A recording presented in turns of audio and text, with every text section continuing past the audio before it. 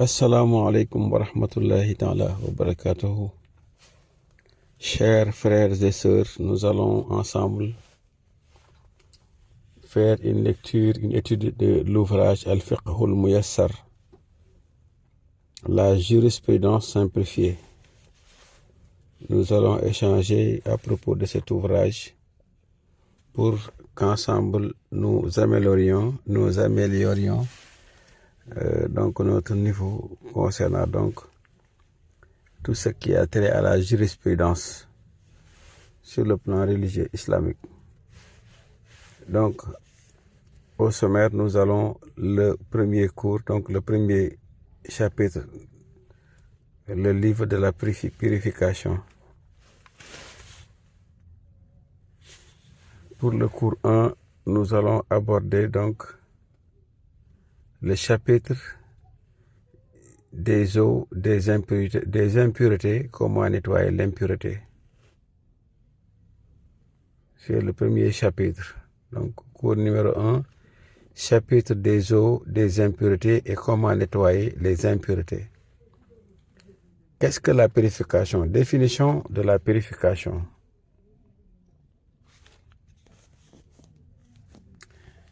Il dit que en arabe, la purification est liée à la propreté. C'est la purification des choses malsaines.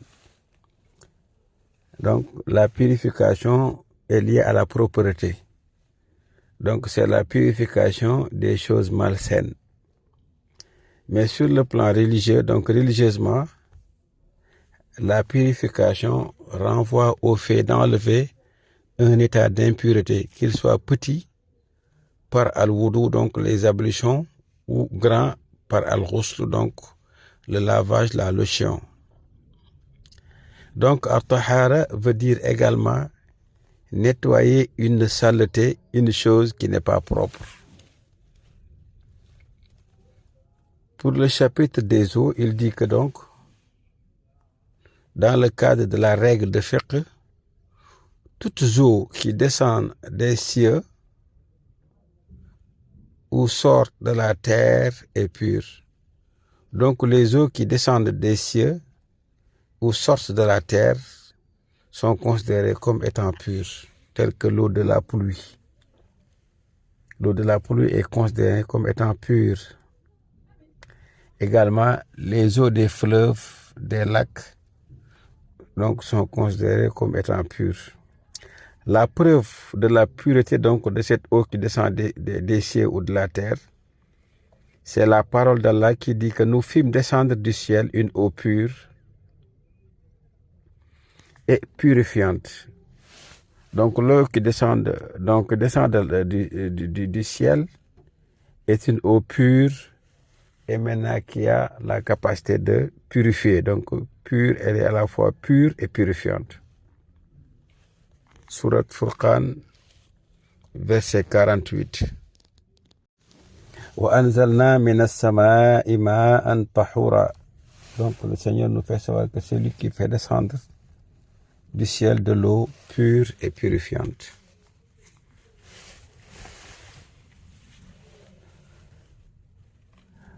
Donc, la preuve aussi est le hadith du prophète sallallahu alayhi wa sallam qui dit, en parlant de la mer, son eau est pure et ses bêtes mortes nous sont autorisées. Donc, les bêtes qui sont de la mer, le Seigneur nous a autorisé donc ces bêtes-là. Également l'eau de la mer, aussi le Seigneur a fait qu'elle est donc une eau pure. Donc son eau est pure et ses bêtes mortes nous sont autorisées, rapportées par Ibn Majah. De même dans le hadith du puits de Bouddha, le prophète sallallahu alayhi wa sallam a dit, l'eau est pure, rien ne le salit. Rapporté par At-Tirmizi, An-Nasa'i, authentifié par Albani. Donc, voilà des preuves qui attestent que donc toute eau qui descend du ciel ou de la terre est pure. La preuve, elle est la parole divine. La preuve aussi est la parole du prophète Mohammed sallallahu alayhi wa sallam. L'eau reste pure, même s'il est mélangé avec une substance pure. Tant que cela reste de l'eau, la preuve est le hadith où le prophète Mohammed sallallahu alayhi wa sallam a dit aux femmes qu'il avait une de ses filles décédées, radiyallahu anha, lavez-la 3 fois, 5 fois ou plus, si vous en voulez la nécessité, avec de l'eau et du cidre, lotus. Et dans le dernier lavage, mélangez l'eau au camphre. Rapporté par Al-Bukhari et Muslim. Le prophète Mohammed sallallahu alayhi wa sallam a donc demandé aux femmes de mélanger l'eau à du camphre et à des feuilles de lotus, qui sont des choses pures, et cela n'a pas annulé la pureté de l'eau.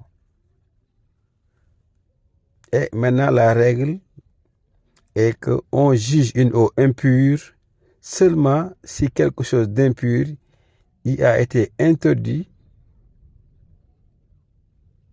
et que cette eau a été modifiée dans sa couleur, son goût ou son odeur. Donc, ce qui rend une eau impure, c'est le fait qu'elle soit modifiée dans sa couleur, dans son goût ou dans son odeur. Et si ces 3 qualités ne sont pas vraiment entachées ou modifiées ou changées, l'eau est considérée comme étant pure et purifiante. Selon Abu Saïd al-Khudri, radiyallahu anhu, il a été dit au prophète sallallahu alayhi wa sallam, pouvons-nous faire nos ablutions avec l'eau du puits de Boudan?